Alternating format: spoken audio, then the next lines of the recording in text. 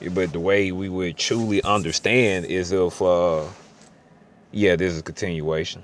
Y'all know how I be with my low storage. Um okay, so like every moment is one moment. It's the same one moment. But to understand that there can't be a such thing as a moment. And besides, what's a moment? What is this that stopped where we can check it out and see what it is? What is a moment? What is it? It's like everything is always unraveling. What is it that we're actually, what stop unraveling to say this is this and this is that? We take a part of the unraveling to be a thing in itself, to be things in themselves, and we identify things in that way. Like, it's not to not identify things the way we do it. It's not to add or to take away. It's more of to tune it up, put it in tune, kind of to speak. And we can even say that which is a false self is like, a sign of needing to be in tuned. We don't know what this is as far as knowing what this is, but that which we don't know is all that we know. And it's not about what we know as much as what we're able to do. It's no coincidence that can and cunning share the same roots. And I was just wondering, how much does Cain and can plays to Abel and Abel? How much does that, play a part? Cain or can come, from how some people will put it, comes from a union between the serpent and Eve. And so he gave power to, to one that can, one that's cunning, that knows. While Abel was one to possess power, to have, to be, being able to. I know we use them interchangeably these days, can and able, but you go and look them up, look up the definitions, the roots and whatnot.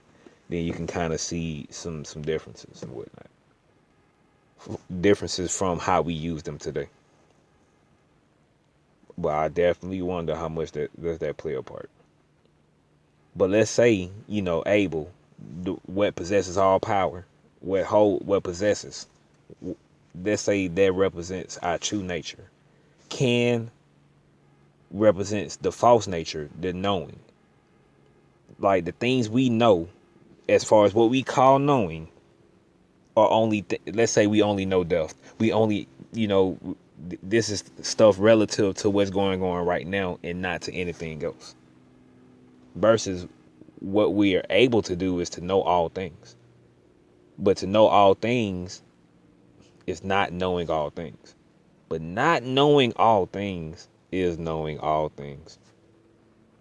That's why it's about being in tune. It's not about acquiring any words and, whatever comes from them words.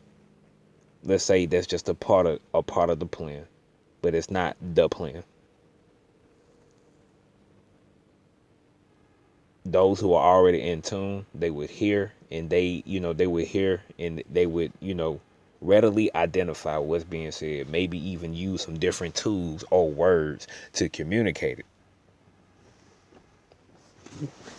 because we're functioning from the true self versus the false self. It may agree, it may disagree, while the true self only finds that which is to agree, even if it is to disagree. Because, in the true nature, if you disagreeing, it's more like it's like you find a hole in something, right? Somebody saying something, but what about this and that might make what you're saying sound different.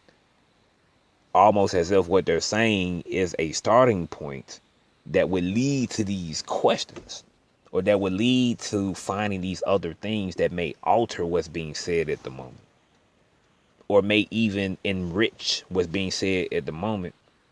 And the same thing could be said in the future, but with different meaning. Whatever the case is, it's all part of the plan. If we had to put it in some way, it would be like I said, the imperfections being eternally perfected. That's what it would be like. it would be putting it that way. But no words suffice or satisfy or convey anything. The only thing that's being conveyed is I being conveyed through I. But I was just finishing off what I was on the other video. And just putting it out there, you know what I'm saying? Like the true I is the same I that other eyes are. That sounds like an easy way to, love others as you love yourself and love good with all your heart. But the false self is that which we think is ourself. The true self is no self at all. But that no self at all is what we would call a self.